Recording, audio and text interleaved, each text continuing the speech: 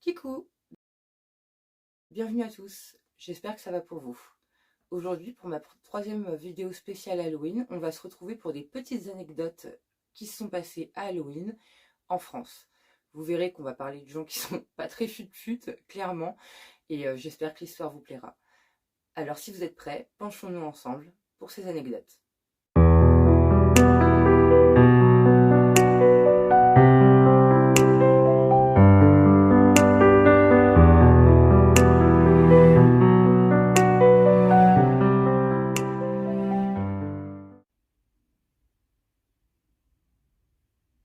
Pour la première histoire, on va aller à Dijon, dans une rue qui s'appelle la rue Mirande, dans un bureau de tabac. Donc on est donc en 2021, on est dans ce bureau de tabac rue des Mirandes. Le propriétaire est accompagné de son employé aujourd'hui, qui travaille jusqu'au soir, donc jusqu'à la fermeture du tabac. Ils sont plutôt contents. On est le jour d'Halloween, ils ont fait une super recette, ça a vachement bien marché. Il y a des gamins qui sont venus leur acheter des bons becs, ils ont vendu tout ce qu'ils avaient avant, ils sont super contents. C'était une bonne journée quoi. Manque de bol pour eux. Courant de l'après-midi, début de soirée, il y a 3 hommes qui vont rentrer dans le bureau de tabac masqués. Quand ils voient ça, ils s'inquiètent pas sur le tas, ils se disent bon bah c'est des gars qui sont partis pour faire une soirée dans le coin, qui ont enfilé leur déguisement avant d'aller à la soirée histoire d'être prêts et de pas avoir à se changer là-bas. Ils s'inquiètent pas, sur le coup c'est normal de voir des gars déguisés pour le soir d'Halloween, pas de problème quoi. Donc les gars rentrent, ils se mettent devant le comptoir du commerçant, et là le commerçant s'attend à ce qu'il leur demande quelque chose, un paquet de cigarettes, un jeu à gratter, peu importe, mais qu'il leur fasse leur demande. Sauf que, à défaut de demander quoi que ce soit, les 3 hommes qui sont là masqués devant le gérant, vont lui sortir un flingue et le braquer. Donc là ils vont le menacer, lui dire donne-moi ta caisse, donne-moi des jeux à gratter, donne-moi des cigarettes, sinon je te tue toi et ton employé. Le gérant il entend ça, il commence à se dire bon je vais pas essayer de discuter avec eux, là c'est qu'un peu d'argent, c'est qu'un peu de jeu à gratter, on s'en fout, c'est que des cigarettes, je veux pas que mon employé soit blessé, j'ai peur pour ma vie, donc il leur donne ce qu'ils veulent. Là les 3 braqueurs sont plutôt contents parce qu'en réalité ils viennent de prendre un gros butin, le gérant comme je vous l'ai dit avait fait plutôt une bonne journée, donc il y avait pas mal d'argent dans la caisse, en plus de ça ils ont pris des jeux à gratter, les jeux à gratter il y en a forcément qui sont gagnants, donc ça rajoute à la somme. Et des cigarettes, quand on est fumeur, fumer ça coûte cher, donc voilà, tout ça les arrange. Et en plus de ça, ils vont pouvoir les revendre. Donc du coup, c'est tout bénef pour eux. Ils repartent tout contents les gars. En tout cas, le gérant n'a pas été blessé, l'employé non plus, ils sont un peu traumatisés. C'est vrai que c'est pas une super façon de commencer son Halloween, mais tout va bien, donc tout est bon.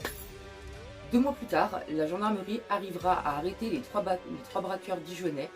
Ils ont pris tous les 3 entre 5 ans et 10 ans de prison, ce qui est franchement bien fait pour eux. L'idée des masques d'Halloween, c'était vraiment pas con pour essayer de planquer son visage. Mais ce qui est con, c'est de penser à faire un braquage, quoi. Menacer des gens pour de l'argent. Franchement les gars, vous n'êtes pas très malins. Pour la deuxième histoire, on va se retrouver à Tours. Cette fois, on est en 2020. Camille, qui habite rue de la Sellerie à Tours, a décidé de se faire une petite soirée d'Halloween avec ses amis. Donc elle a tout bien préparé, la maison est super bien décorée, elle a mis des guirlandes, elle a mis des lumières, elle s'est trouvée un super déguisement, elle a préparé de la boisson, des bonbons au cas où il y a des enfants qui passent, il y a de la musique, tout est prêt, voilà, il n'y a plus qu'à ce que les amis arrivent. Donc pour cette soirée, elle a invité 13 personnes, donc qui seront 14 dans l'appartement. Il y aura donc à cette soirée 10 hommes et 4 femmes. Ils sont tous déguisés, ils sont là en train de faire la fête, tranquille, de parler, de rigoler, de boire un coup, d'écouter de la musique. Franchement, c'est une super soirée. Voilà, tout se passe bien, ils sont tous contents. Ils ont tous fait l'effort de se trouver un super déguisement. Ils essayent de se faire peur, ils jouent un peu. Voilà, une soirée tranquille et assez rigolote somme toute. Ce qu'ils ne savent pas, c'est qu'un homme a réussi à rentrer dans l'immeuble qui est pourtant sécurisé de la rue de la Sellerie en se faufilant derrière un voisin qui a pensé que c'était un homme qui venait participer à une soirée dans l'immeuble. Il y a plusieurs soirées dans l'immeuble, on est à Halloween, voilà, c'est pas étonnant que quelqu'un attende la porte devant un immeuble. Donc le voisin voit la personne devant la porte, se dit bon, on l'a peut-être pas entendu à la sonnette, il y a eu trop de bruit à la soirée où il doit aller, je vais quand même laisser rentrer ce pauvre homme. Donc il le laisse rentrer. Le voleur monte les 2 étages pour arriver jusqu'à l'appartement de Camille et ouvre la porte. Là, il y a des gens qui sont présents à la soirée, qui se retournent, qui voient le gars, qui se disent bon bah un nouvel invité qui est un peu en retard. Et ils s'attendent à ce qu'il vienne dans le salon, dire bonjour et participer à la fête, ouais, manger un bout, boire un coup. Sauf que c'est pas ce qui va se passer. L'homme qui vient de rentrer dans l'appartement prendra des sacs à main à l'entrée et courra dans la salle de bain. Là, il y a une fille qui est présente à la soirée, qui a rodé le manège, qui vraiment, elle trouve ça bizarre. Elle connaît toutes les personnes qui devaient venir normalement. Voilà, là, cet homme-là, elle le connaît pas. Puis bon, c'est quoi ce comportement d'entrer dans un appart, de prendre 3 sacs à main à l'entrée et de se barrer dans une salle de bain? C'est quand même bizarre. Donc la nana, quand elle voit ça, elle arrive tout doucement derrière la porte de la salle de bain et elle la ferme d'un coup. Là, elle appelle ses amis en hurlant « Venez les gars, j'ai bloqué le voleur dans la salle de bain, venez m'aider pour bloquer la porte !» Ses amis, ils entendent ça, ils se disent c'est une blague, elle essaie de nous faire peur. Depuis tout à l'heure, ils jouent à se raconter des histoires, à essayer de se faire peur. Ils se disent elle essaie de nous faire une blague et de nous faire peur. Sauf que la fille les rappelle avec insistance, leur dit non mais les gars, venez m'aider là. Donc là, ils se lèvent et ils voient que la fille est bloquée, en train de bloquer la porte comme ça. Ils se disent il y a peut-être un problème effectivement. Et là d'un coup, ils entendent un méchant bruit dans la salle de bain. C'est le gars qui essaie de taper contre la porte d'entrée pour la défoncer. Les gars, ils entendent ça, ils arrivent à 10, ils bloquent la porte, ils portent la main à la fille qui était là depuis tout à l'heure en train d'enfermer le voleur dans la salle de bain, quoi. Elle a pas lâché le morceau, elle l'a bloqué dedans, quoi. Donc les gars viennent en renfort, bloquent la porte, et là le voleur, bah, il comprend qu'il est bloqué, surtout que dans l'appartement, il commence à y avoir de l'agitation, et les gens vont appeler la police. Donc forcément, lui, à l'intérieur de la salle de bain, il les entendra. Allô, bonjour, police municipale, on a un voleur rue de la Sellerie, 2e étage, venez nous aider, quoi. Le gars, en entendant ça, il devient complètement fou dans la salle de bain, un lion en cage, il va essayer de tout casser, de défoncer la porte, il va pas y arriver.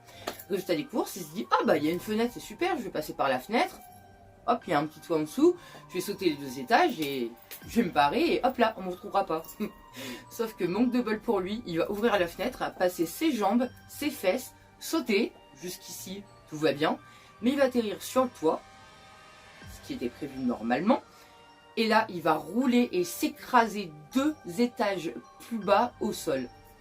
Ce qui est incroyable, c'est que le mec il va quand même se relever, avec 2 jambes cassées, hein. Donc il va quand même se relever, et là il va se rendre compte qu'il est dans une cour fermée avec des murs de 2 mètres de haut, donc il peut pas sortir, surtout qu'il a la jambe pétée, donc c'est même pas la peine d'essayer d'escalader, il a aucune issue, il est bloqué. Donc là le gars il va se résigner, il va s'asseoir et attendre gentiment que la police municipale arrive. Et il prendra pour ces faits 2 ans de prison. Une fois à l'hôpital, on confirmera qu'il y avait bien 2 fractures. En tout cas, ce qui est sûr, c'est que cette soirée, ils risquent pas de l'oublier, les invités, c'est sûr et certain. Ils ont bien rigolé au début, mais on va dire que la fin était un peu plus inattendue. Voilà, je crois que j'ai fait le tour. J'espère que la vidéo vous aura plu. Merci à ceux qui sont restés jusqu'au bout, et on se voit demain pour ma prochaine vidéo spéciale Halloween. En attendant, prenez bien soin de vous.